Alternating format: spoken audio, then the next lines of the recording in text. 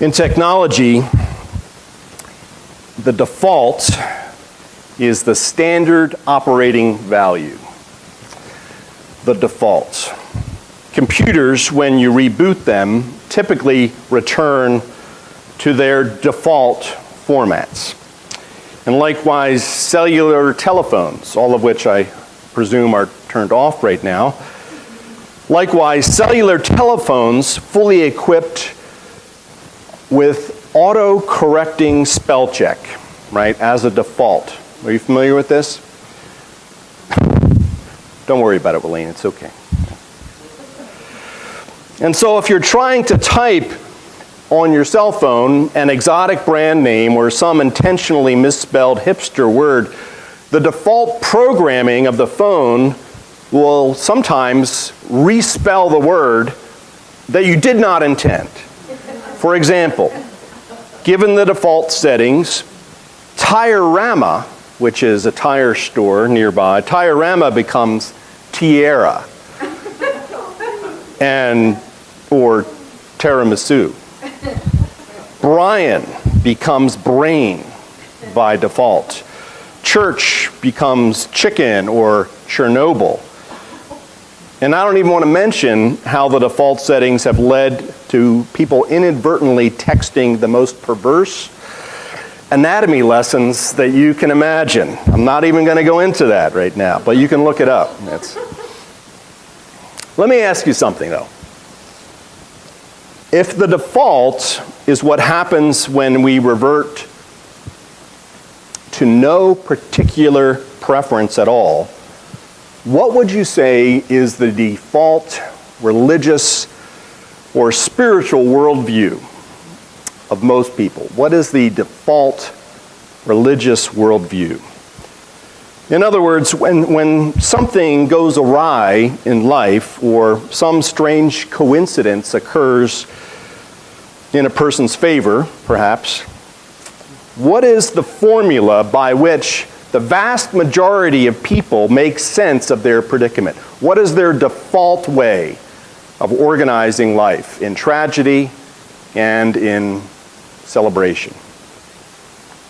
My contention is that it is this big word known as determinism. Determinism. Determinism is the default response. A mother of 4 doesn't want to have any more children, but she gets pregnant anyway. And what does she say? It was meant to be, right? Or it was God's will. A job is offered to your best friend. It was meant to be. But then your friend takes the job and suffers a debilitating accident at work. It was meant to be. There's got to be a reason.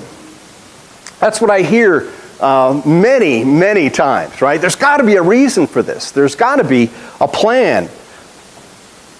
A war breaks out. A peace treaty is signed. The economy tanks. The economy soars. It was meant to be. There's got to be a reason. Determinism is the default. And as I read Ecclesiastes 3, 1 through 15, it seems as if the Bible itself endorses this outlook, right? There's a time for this and a time for that. It seems as though you and I, all of us, are intended for a time period that God has in mind, and therefore we should act according to the nature of that time period. But maybe not. Maybe there's a different way to interpret today's wisdom. Just yesterday, Cheryl and I went for a walk with some friends in Riverside Park, and they had this mountain bike competition. And so we went for our walk, and we came back and we saw the start of this mountain bike competition. Each rider or team of riders was about to ride a bike through the hills in that park for 24 hours straight, right? So either one person would have to ride a 12 to 14 mile loop, or they would take turns with other team members for 24 hours, right, into the night and so forth and so on. And it was pretty impressive, right? All these guys in their big bikes with their big, thick tires, And they were getting ready to start the race, and they're on foot. And they had all their bikes kind of positioned out here. And when the gun goes off into the air, they were supposed to race, right, to get their bikes and then start. And I was nervous. I'm thinking, this is going to be a melee. I mean, these guys are going to just collide into one another and beat each other to a pulp with their bikes, But they figured this out, right? And they said what they're going to do is they're going to have everybody run a huge, I don't know, how long was it, do you think? Huge loop, right? And that would spread everybody out, right? So they ran, instead of running, let's say 30 feet to their bikes, they ran past their bikes and then all the way around this giant field, and then eventually people were spread out, right? And so then they come and they grab their bike. I'm starting to think that my life and your life is like that. That we have various times that aren't necessarily determined by God, but they are opportunities for us to get on and ride. Just let that hang in the air. As I remember this week, a household of 8 children who lived next door to me in Glen Olden, Pennsylvania. They were Roman Catholic, and therefore they were alien to me, Protestant, always going to Mass and eating fish on Fridays, not being able to play on Good Friday between the hours of 12 and 3. I was like, what the heck? And yet as we grew older and into adolescence, I would see one of the 8 children, Judy, walking up the street with her African-American boyfriend. She seemed happy sometimes and sometimes distraught, but consistently Judy clung to the arm of her man. Until about a block from her house, when and where they would part each other's company with this lingering, mournful kiss. It was strange. Well, eventually I discovered what had been happening. Judy's father, who worked at Westinghouse all these odd hours of the day and night, if he were to catch Judy with a black man, he would have a fit.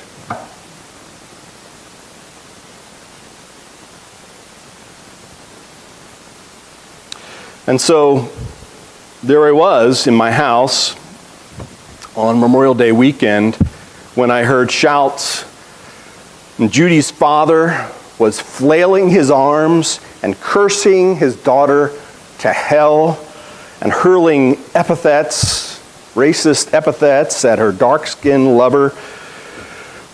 I learned later that Judy had become pregnant, and not many weeks after that, I lost track and never saw them again.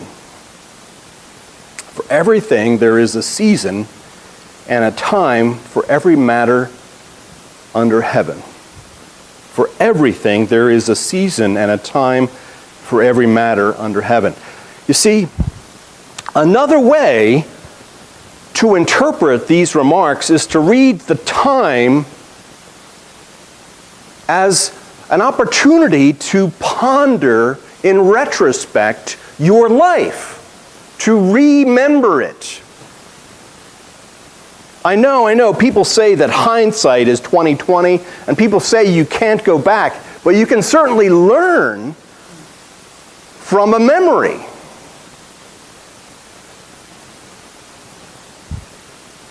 And what can we do to recognize the opportunities for cooperation with God and God's grace as we remember? What can we learn about the opportunities for reconciliation in relationships? There is a time to be born and a time to die. And we can do either with a disposition of grace. There is a time to embrace and a time to refrain from embracing. And we can do either with compassion or not. I know that whatever God does endures forever. What does God do? Relationship. What does God do? Gift. What does God do? Here you go. The opportunity to interact with nature and with the beauty of nature and with people. Strangers, neighbors, brothers, sisters, spouses, people of different races, people of different ethnicities. I know that whatever God does endures forever. Nothing can be added to it, not anything taken away from it. God has done this so that all should stand in awe before Him. That which is relationship already has been. That which is to be relationship already is. And God seeks out what has gone by. To remember is a sacred act. I come away from this passage not trying to guess at what God's determined to do with or without us, right? Here's the time, right? Do it. I come away from this passage not thinking that God is dictating to us. Here's the time for children to be born, right? Here's the time to die. But actually reading it as an invitation to cooperate with God.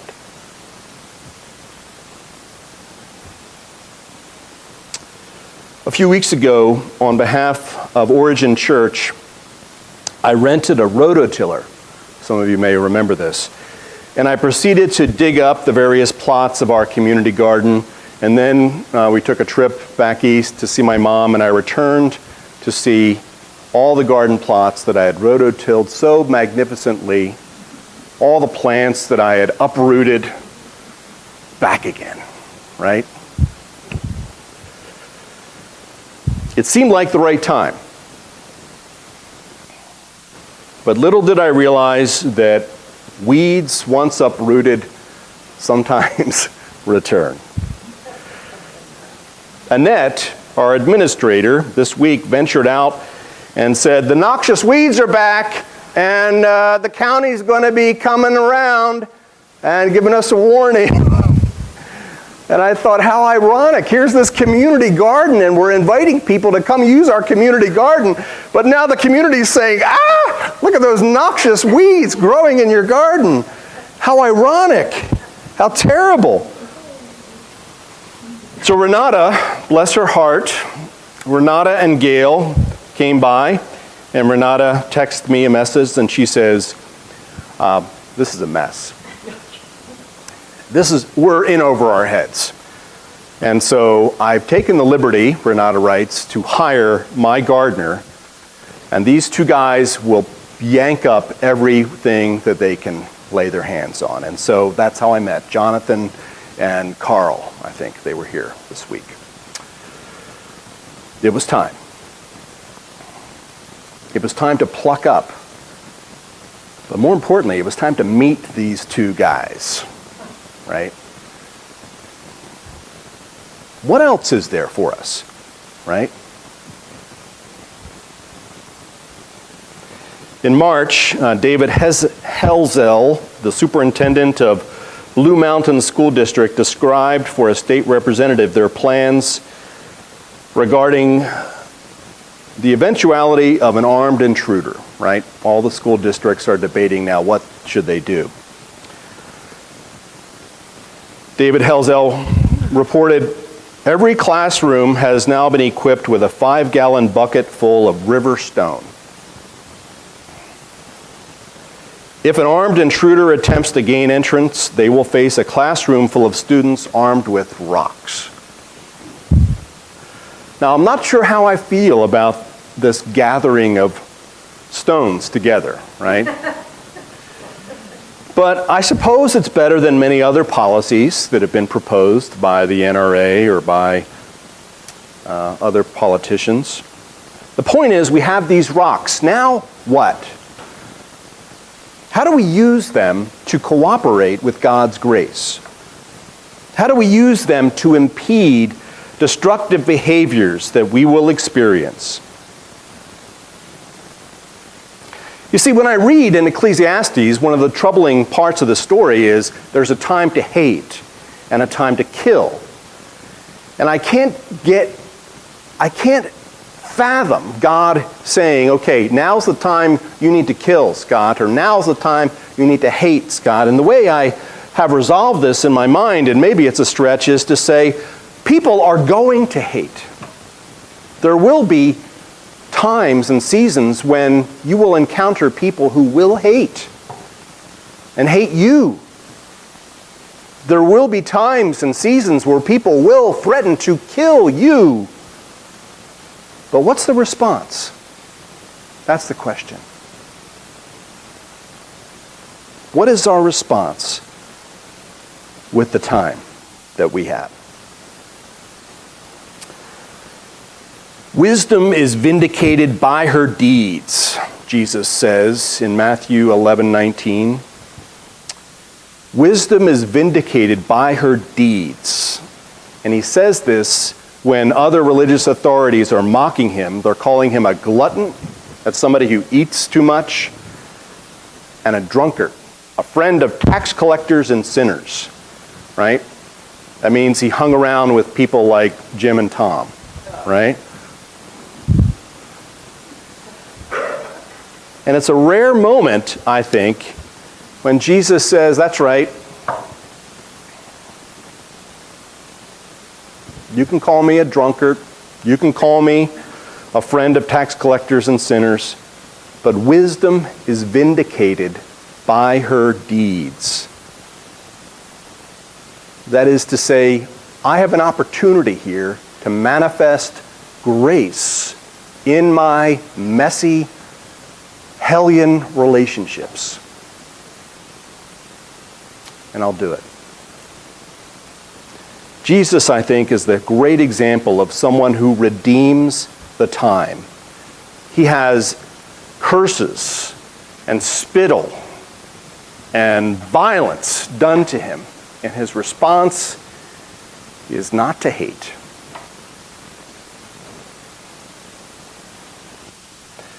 But to love. Friends, let's take the time. Let's not think that God is determining for us what we are meant to do. In Jesus' name, amen.